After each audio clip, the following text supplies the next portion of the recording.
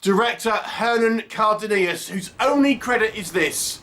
We are talking Island Claws from 1980 that stars Robert Lansing. And this is a giant creature on the loose, akin to the movies that you would have seen in the 1950s, although I suspect this one was influenced by the movie Jaws, which had come out in the 1970s, along with, I would suspect, the series of novels by Guy N. Smith that featured giant crabs. So, what is the story? Well, it takes place in this fishing community off the coast of Florida somewhere, and along with the kind of various kind of fishermen and things, we have a nuclear facility and we have a marine research facility, and this marine research facility is doing tests on crabs to see if they can grow them quicker and bigger to provide a food source. Inevitably, through who knows what, we get a giant mutant crab that seems to be particularly kind of aggressive and attacks the people in this kind of fishing community, and we get a group of survivors trying to band together to take out this crustacean menace. What will happen? You will have to watch the movie and find out. So let's discuss what I think works in this movie. There's one big factor that I feel this movie has in its plus column. The budget of this film was around $4 million in 1980, and a quarter of that was spent on creating a life-size giant crab monster, kind of animatronic puppet. So the finale features our group of heroes fighting against a real-life, a real-sized giant crab, if that makes sense. So, if you like practical VFX, we do have a constructed, giant crab at the end of this movie, which looks pretty good. I mean, it can't move, it's static outside of its kind of claws moving around. It's not scuttering about or anything, but nonetheless, I do think it's pretty impressive. I mean, this was a $4 million in 1980. Still, I wouldn't necessarily class this as a low-budget film, but it's certainly not a major production in that respect. But yeah, it's a pretty impressive practical creature that turns up at the end. The other thing I would say that I kind of enjoyed in this movie is Robert Lansing, who is always watchable, and he always takes his roles very seriously and is kind of quite a commanding presence, even when he's starring in schlocky monster movies like this one. And the movie has got quite kind of a fun concept with, aggressive crabs and things, and obviously there was a big craze in the kind of the 70s about, and the kind of the early 80s about monster movies and creatures on the loose, ultimately because of the movie Jaws. And why not giant crabs there? It's a kind of a sort of a fun concept, and it's not only this one big crab. We have an army of regular sized crabs, which the movie leads us to believe are also on the warpath. The movie tries to have other kind of like little B-plots as well. There's, for example, we have a group of Haitian illegal immigrants that are ultimately blamed for some of the destruction wrought by the crabs, which I don't know if it was meant to be social commentary or anything, certainly in 1980, but it gives it a little bit of a misdirect for the kind of the obviously the audience and our characters in the movie to not realise what's actually kind of going on.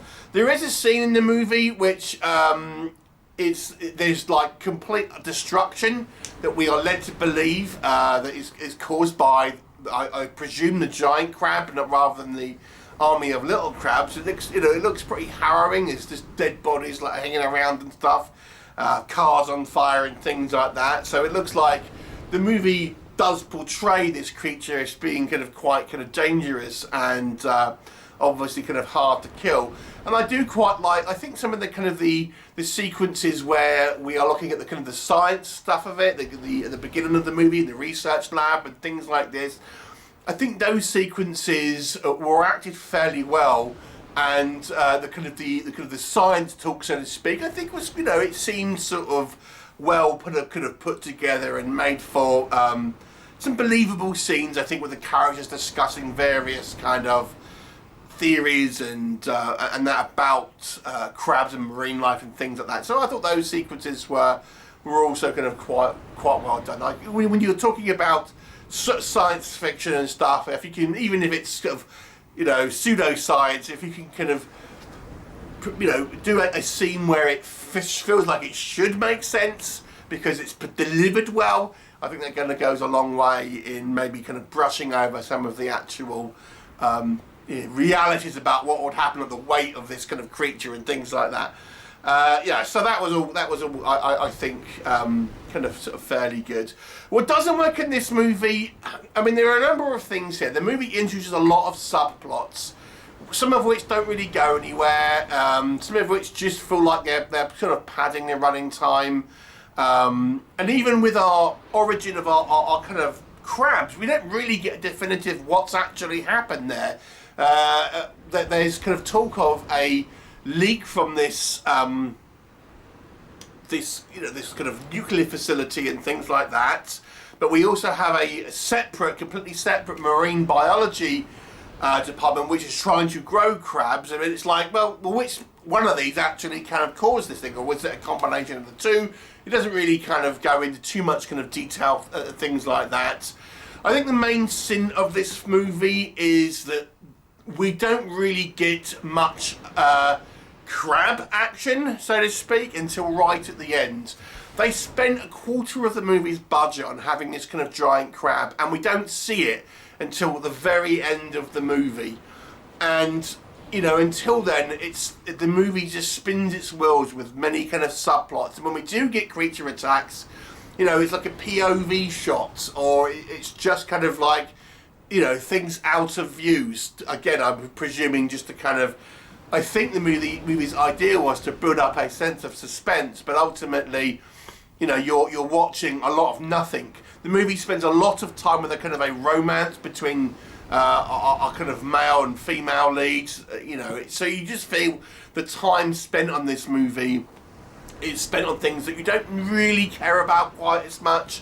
That I think there should have been a little bit more. I mean, maybe it's trying to ape that Jaws character-driven style of monster movies, but those characters were so strong, the writing was so strong, the performances were so strong.